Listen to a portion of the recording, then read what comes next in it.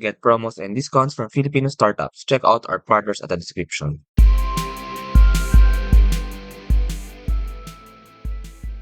Stanible is your one-stop shop for unique digital collectibles from celebrity creators, actors, singers, athletes, and much more. Harry Santos is founder at Stanible. So hello, Harry. Welcome to Startup Podcast. We're very happy to have you. Hello, and hello sa ating mga listeners. I'm excited to share more about what Stanible is with you guys and ang storya namin. Yes. Actually, ang interesting ng Stanible, I went to the website and I saw actually mga available na digital collectibles na pwedeng mabili ng mga fans doon. But I'll have you explain what really is Stanible. So, ano nga ba ang Stanible, Harry? So Stanible, coming from our name, is just collectibles for stans or mga hardcore fans. So yun yung name namin actually. What we do is we help creators such as celebrities, online influencers to create NFTs in a few clicks. In a few clicks, parang Instagram lang, upload ka lang ng photo and boom, it's an NFT na or a digital collectible. No need to hire a developer, no need to learn about blockchain and all that stuff. We simplify that process. For the fans, we made it very simple rin kasi you can purchase these digital collectibles with GCash, Maya, no need to get into crypto, no need to be exposed to the volatility. Kaya medyo mas maraming sales kaming nakukuha, napakadaling gamitin ng platform namin. Para ka lang nagsha-shopping sa Lazada or Shopee pero digital collectibles yung shina-shop mo. Oh, it's actually very interesting. So, para akong, I mean, like in a physical world, no? Para akong pumunta sa isang market or like maybe museum, like art market and art fair. And then pipili lang ako, bibili ako ng mga art pieces na gusto ko. Parang ganun siya in some way. May mga gumagawa ng mga art pieces ng mga creators and then pipili ako ng gusto ko as a collectible. Pero it's very interesting no, what you've said. Pero himayin natin si Stanible. You said na si Stanible ay Stan plus collectible. So doon mo tayo sa Stan part. I have a lot of questions dito kasi hindi ako ganoon ka-familiar sa mundo ng mga fandom, sa mundo ng mga stan. So ano nga ba talaga ang stan? Ano ba itong fandoms na to? Sino ba itong mga taong ito? And gaano ba kalaki itong like maybe market na ito for Stanible? I'm speaking on the perspective of a person na parang I want to understand like yung mga ibang tao, maybe yung mga stans, like gaano ba talaga kasi ka-hardcore into collecting these things and collecting like even digital collectibles.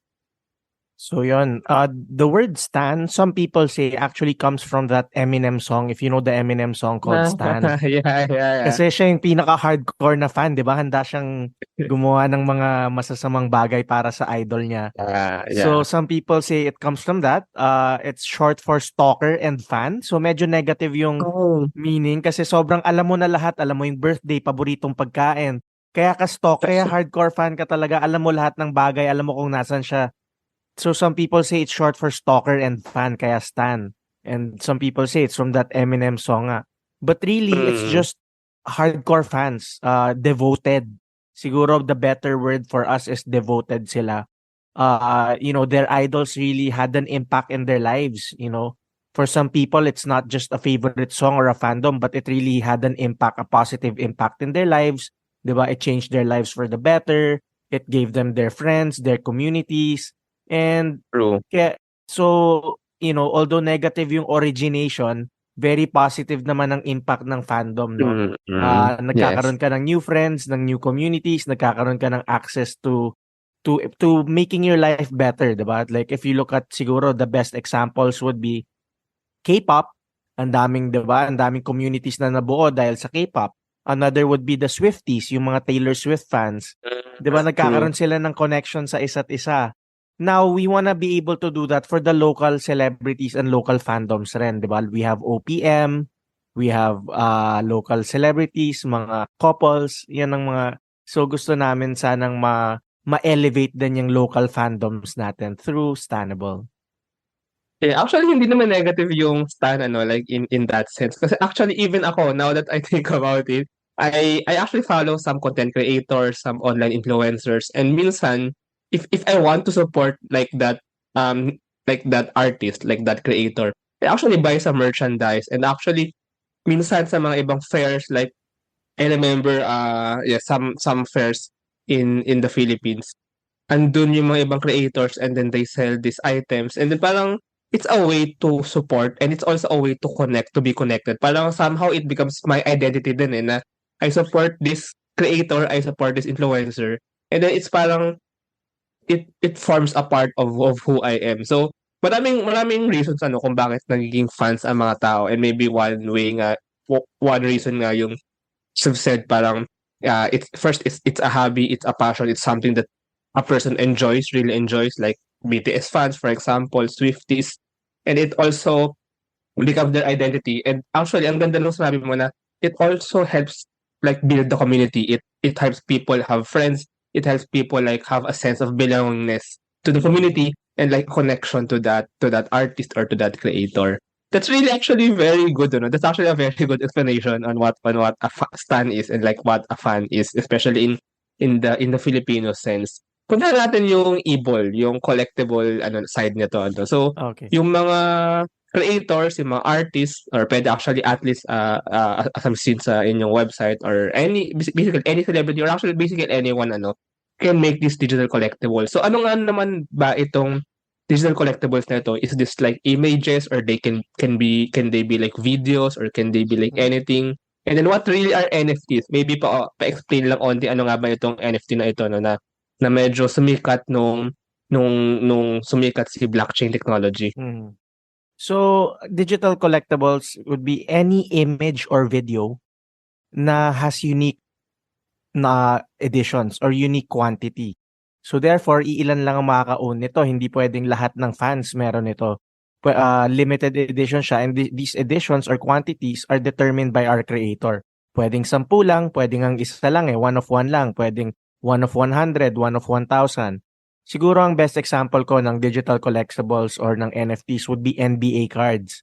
Kasi ang NBA cards, meron na siyang NFTs na, 'di ba, ang tawag ay NBA Top Shot. So if you look at NBA Top Shot, it's actually a digital version ng NBA cards. So parang ganun lang yung digital collectible. Yung physical na NBA card, ginawa mo lang digital.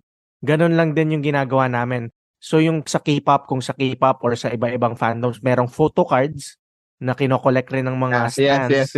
'Di ba And meron? nagte-trade pa nga minsan ng mga tao ng photo cards. Yeah. That's right. So parang ganun lang yung sa amin. Digital photo cards lang siya. And the reason we are able to do that is because of NFT technology. Yun na yung complex side of it na, just to get slightly into it, you can imagine each photo or video having a fingerprint or a unique code na tatarak natin. So, hindi ka pwedeng, the same way na hindi ka pwedeng mag-print ng sarili mong Pokemon or NBA card, hindi ka rin pwedeng basta mag-copy-paste lang ng image or video here. Etong may unique code na picture or video ay issued talaga ng idol mo.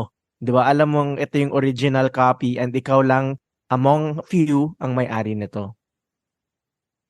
Yes, gets. Actually, that's a very good explanation. And actually, naalala ko, actually, nung bata-bata ako, meron ako actually NBA cards. I actually collect them. And meron pa akong album ng mga NBA cards na pag pwede mo i-flip yung album, you can see your Right. NBA cards. And minsan, papakita ko pa rin sa mga ibang, sa mga classmates ko, like nung grade school na, uy, ito yung mga NBA cards ko and these are like the NBA people, the NBA athletes that I like, that I follow. And we can talk and sometimes nagte-trade pa nga kami Now that I think about it, hindi na gano'n kauso now yung physical albums, yung physical cards even. I'm not sure, hindi na ako bumibili masyado ng mga cards pero maybe marami pa rin ibang tao na bumibili ng like ng physical cards Pero it's true na ngayon sa medyo digital world na tayo, especially maybe nung pandemic na marami sa atin na nag-follow ng mga creators, nag-follow ng mga influencers noong nung nasa online world tayo. So maybe hindi na tayo gano'n kabumibili ng mga physical cards. So now yung mga collectibles ay nasa digital world na. So I think doon pumasok si NFTs na ito mga kino-collect natin and can maybe sometimes form a part of our identities ay digital collectibles na. Now, let's go to the platform So nakita ko kasi ang website is Stanible. Actually, it's very cool kasi para siyang marketplace that you can scroll, you can see actually the different collectibles there from different creators, from different artists, and you can buy what you want. And yung mga yun ay, correct me if I'm wrong, minted, as you've said, minted by those creators. So can you explain Right. can you explain how the platform works first maybe for the fans, for the stans, paano ba bibili, paano ba exactly bibili doon, and then next for the creators, how specifically can like anyone, do they have to make an account, etc., to create or to mint their collectibles? Right. So for the fans, it's a familiar social media experience. Para lang siyang Instagram. You go through a feed. Para kang nagsha-shopping sa Shopee or Lazada. And pag may nakita kang nagustuhan mo, you click it and you can buy it with, no need for crypto. You can buy it with GCash, Maya, and all other traditional payment methods na nagagamit natin online. Now, we also have a mobile app other than our website. Pwede mong i-download. Parang Lazada and Shopee talaga. You can buy from the web or you can download the app. Sa app, syempre, mas may access ka sa idols mo. Pwede kang ma-notify pag may bagong, Oh, oh. syempre, yun yung mga, parang Lazada and Shopee talaga yung best example It's ko like na, social media nga, oo, may notification. para siyang Instagram pero nakakabili ka. Para siyang Instagram na may e-commerce Hmm. component. Yeah, kasi Instagram, you can upload pictures and anyone can see it. Pero dito pwede mong kuhanin, pwede kang mag-ownership doon sa, kumbaga sa image, Right. And then after buying it, Ah, lalabas siya sa profile mo. You can have your own, yung you can have album. your own, parang Instagram rin, you have your own stanable.com/your username. Kunyari, stanable.com/Harry. Tapos, lahat ng collections mo nandun na pwede mo i-flex. Yan, di ba? Oh, Sa oh, buong mundo na ikaw lang amazing, meron nun. amazing. For the celebrity side naman, for our creators, first we have to verify them, di ba? Siyempre, we have to make sure. Baka may magkunwaring siya si Heart Evangelista or something sa platform Mm, namin. mm, So, due diligence namin to make sure before we give a verified badge. Pag may verified badge ka na, you will have a plus icon na pinipindot mo lang, parang Instagram lang din. Pag click mo ng plus, you upload a photo or video, and in a few minutes, once done ka na, ang kaibahan lang is, unlike Instagram, maglalagay ka lang ng ilang editions at ano yung price. Ikaw magde-determine ng price. So, pwede mo lagay 100 pesos, 1,000 pesos. Yung mga behind the scenes, mga photo cards, no, mga hindi nakikita ng tao sa Instagram mo, mga never before seen life moments, pwede na. mm, mm. So, and in a few minutes, yun nga, no need to hire a developer or learn about blockchain. Kami na bahala doon. We will mint that for you and it becomes minted as an NFT and for sale na in our platform. Hmm, interesting. It's very interesting actually, I mean, it's very new to me, itong idea na 'to. Pero it really makes sense kasi kumbaga you're just shifting yung nasa physical world dati now into like a digital world. Medyo iba na ng konti kasi now it's NFTs, pero kumbaga it's the same concept with fandoms and like these Mhm. collectibles.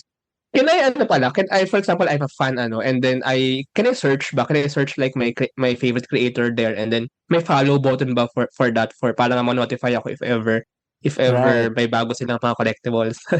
Ganun na ganun. Parang Instagram din talaga pero Mm, pwede ka lang bumili. Yun yung difference. So may follow, may eh, like rin, pwede ka rin mag-comment. ah, Kung wala ka pang pambili, you can show your support by commenting and hmm, you can share, pwede mo i-share sa social media mo yung it's a typical Web 2 experience. Binigyan lang namin ng Web 3 technology behind it.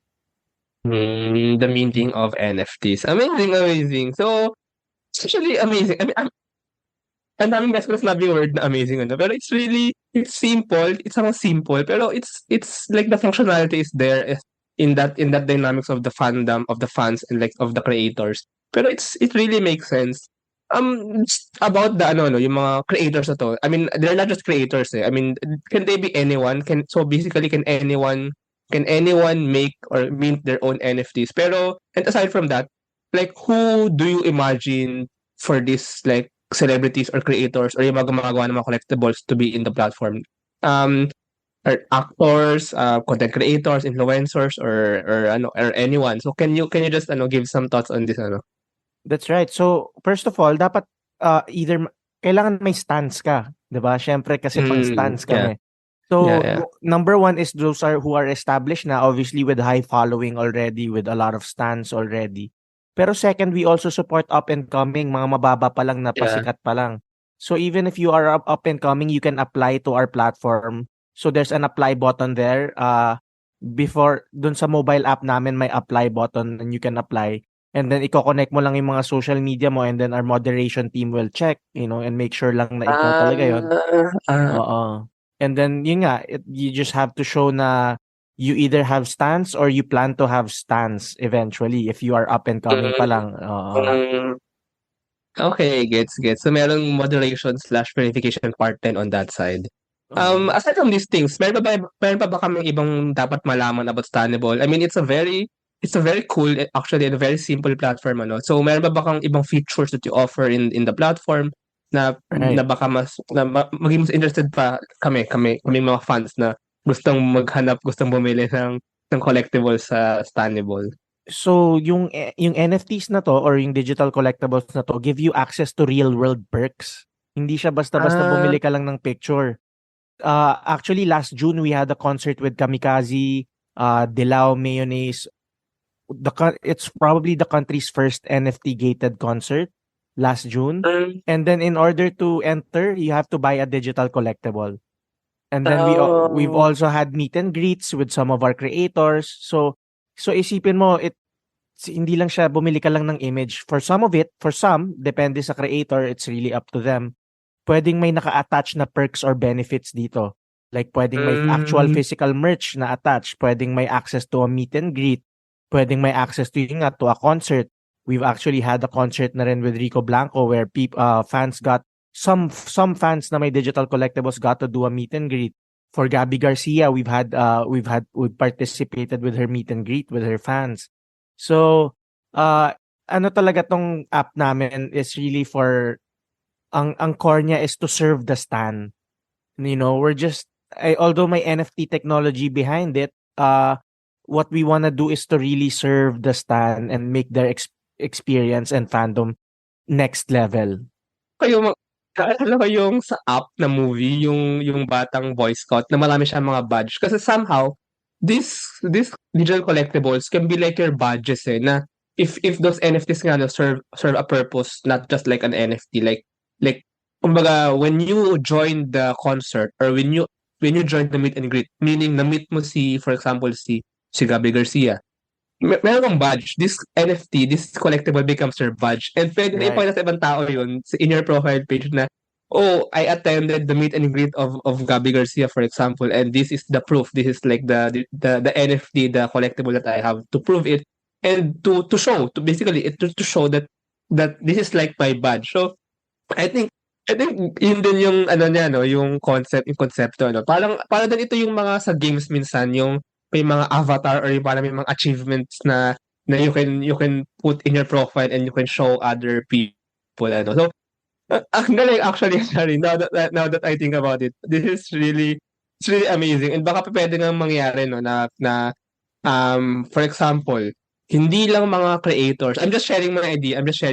Hindi lang mga artists, for example, like mga brands, mga maybe for example a restaurant, maybe I'm just sharing an idea na this restaurant can offer like a collectible, an NFT, for if you do this certain thing for your restaurant, and then you will have that NFT, and then or you will maybe purchase that NFT, and then for example, maybe if you're one of the first customers ng isang brand or ng isang restaurant, you will have this limited edition NFTs, and then you can purchase that alongside your purchase dun sa for that brand, and then you can display that on your profile. I'm just thinking about this, ano. Do you Yeah. do you have any ideas for that? Yes, actually nasa roadmap namin 'yan, no. Mm. Eventually we want brands na rin kasi right now it's so hard to create an NFT. You have to buy cryptocurrency, and a lot of brands or even businesses, they don't need to have crypto in their books, 'di ba? And on our end, both the creator and the fans, they don't get exposed to crypto. So hindi sila na-expose sa volatility. So that could be an advantage for them to use our platform. Yes. That's very true. Amazing, amazing, amazing. Let's go naman sa ilang backstories now. Ito yung mga interesting parts actually na inaabangan minsan ng mga listeners, eh. Paano nga ba nagsimula Stanible? Like, what was that idea? What was that, like, maybe light bulb moment that made you think of doing Stanible? And then from there, kasi hindi naman ganun kadali gumawa ng website. Actually, not just a website, like the platform, and hindi rin ganun kadali to start a startup, this startup. So what was that? Kumbaga, ano yung how did that jump happen from thinking the idea and then really building Stanible as a startup? So maybe kwento lang ano ng some stories behind Stanible. So me and my co-founders, John and Jardine, actually met in 2013. I used to work for them. They've been in the crypto space since 2014. They started this company called SCI, one of the first crypto companies Ah, coun- yeah. in the country. And ano pa lang yun, Bitcoin pa lang noon. Wala pang ang Ethereum noon. It was Yeah, just... yeah, yeah, yeah. So John and Jardine are from SCI and I used to work for them. Many years later, eto nga, na-realize namin it's still so hard to use crypto and to get into NFTs nung NFTs na. So, I reached out to them. I wanted to start my own thing. Nagkaroon lang ako ng parang entrepreneurial urge eh. Parang after many years of being in the corporate world, naisip ko, gusto ko nang mag-start ng sarili kong thing. So, I reached out to them. And luckily, they also had an idea na for this. And then we met our CEO, si Mel, who actually, nung 2014, they offered a job for her. And they offered to pay her in Bitcoin and she said no. So imagine that if she said yes na lang in 2014, no? Haha, yeah. Times ilan na ba ang Bitcoin? Ayun nga eh.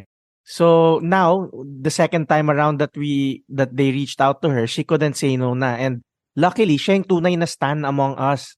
Siya pa yung nagbigay ng name. Before that, ang pangit pa nung name namin. Ayaw ko pang Ano yung sabihin. name? Ay, hindi na. Pero Ah, because she's sige. a true stan, kami nung una gusto lang namin fandoms, mga fans. We didn't even know the word stan. Like you, I didn't even know that Mm. word. Pero because of her, na-elevate talaga yung brand namin and yung product vision namin because she introduced us to the whole stan culture kung tawagin. And basically, that's it. We all met up. It starts with a drawing board. Literally, may whiteboard kami. And then we had this idea of what if it's as easy as using Instagram. And cut to, here we are. We have about 23,000 downloads Wow. and we're generating revenue, and it's been 2 years, 2+ years, almost magti 3 na next year. So it's been 2 years. We have good traction. And yun, here I am promoting it and sana more to come, no? More success to come.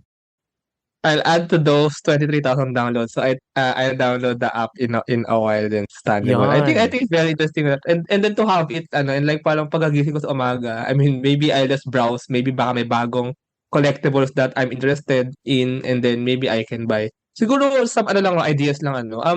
Usually ano yung price range ng mga collectibles dito kay Stanible? So the cheapest could be as low as 100 pesos actually. Pero Mm, the mm, cheapest right now that we have in our platform is around 300. mm. Ang pinakamahal would be, although it's a limit, it's a cap that we put, is 10,000. Although wala pa namang naglalagay ng ganun kamahal. So Mm. very affordable to for fans. Hindi siya yung typical NFTs na alam ng mga tao Yeah. na worth millions, diba? Worth hundreds of thousands of pesos. No, we want this to be affordable for fans. We don't want this to be a burden to them. We want this to be very accessible. The same way we made it simple to use, we want it to be very accessible rin for, everyday ordinary fans. Kasi I mean, that's true ano, yung ibang mga NFT trading naman kasi dati, I'm not sure if maybe even now ano, um, parang iba parang resell eh, ano, yung mga NFTs, they buy at a lower price and then they sell at a higher price. Pero actually, ang Stanible kasi I think is not for trading naman ano, it's like for a utility, like for collection na parang if you buy this, that will become yours. And when you come to think of it, parang yung 10,000 pesos na ceiling, parang baka nga, when this becomes very big and some very big celebrities maybe are really really in the platform na baka mura pa ng 10,000 kasi baka, for example, limited edition. Baka, I'm just thinking like for example, yung mga photo cards sa K-pop, like some very big K-pop artists. I think if very limited yung supply ng photo card na yan, the price really goes very, very, very, very high. That's right. So pwede naman mangyari yun. Pwedeng you can withdraw from our platform because NFTs talaga to. You can withdraw from Stanible and sell it in other platforms like OpenSea. So pwede Yeah. siya, Oh, NFT yeah, talaga siya sabagay. eh. So we are building out Ah, we're building out the withdraw function pa lang, but eventually it will be possible. actually, true, true, true. So parang siyang nagkakaroon ka ng physical na badge. Tapos, Stanible acts like a platform really, ano, na to hold that badge, to showcase that badge, and then to, if you want to sell, kung kailangan mo ng pera, you can also like maybe sell that badge, ano. Amazing, That's right. amazing, amazing. Now, Stanible as a startup, ano, so nakwento mo na yung founding and then yung ideation and then yung founding. So moving forward, ano, like have you joined some startup programs? Actually, I saw you in one startup program, si DevCon. I think that was last year or last year. So meron ba kayong mga I mean, how is Stanible as a startup? How is Stanible startup journey so far?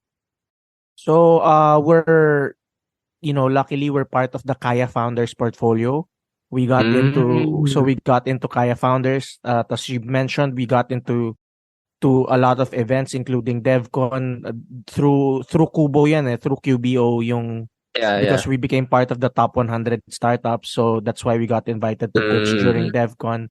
And through Kaya Founders, ang dami-raming events na na-access. We've also been part of, syempre, a lot of Web3 and NFT events, no? So many to mention na, pero we've partnered with a lot of communities, a lot of local events. So, and they can just follow us on social media or join our Facebook group if they want to find out kung saan kaming next event mapupunta. Mm. Yeah, some of your future plans, so you're building this platform and then you said yung mga future functions pa na pwedeng malagay sa platform. Pero like what really is the big plan in this? Meron ba kayong like big roadmap, big vision, and maybe you could share some of those. Maybe kahit hapyaw lang sa mga nakikinig, ano, just to like spark the interest and maybe invite them as well to download the app and to check the platform of Stanible.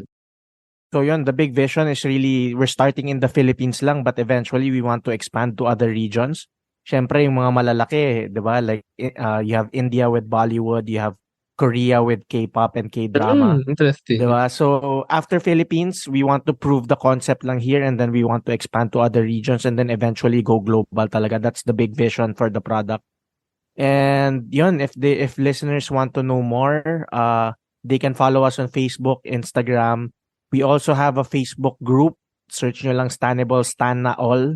Kasi we want everyone to be Stans, di ba? Kaya Stan na all.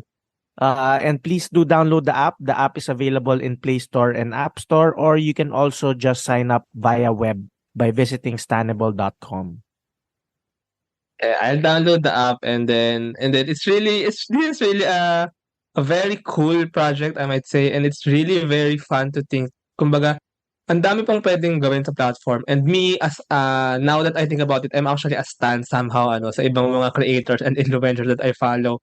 So maybe you also help spark that stan in other people and then realize na ang dali lang maging stan, ang dali lang maging fan, and ang dali lang to support or to connect these celebrities or these creators that you follow, especially with the availability or with the technology of NFTs and of these digital collectibles na pwede mong mabili and ma-showcase to anyone online. So what you're doing at Stanible is actually very amazing. It's actually very cool. So yeah, so maraming salamat, Harry, for this conversation, and thank you for sharing Stanible.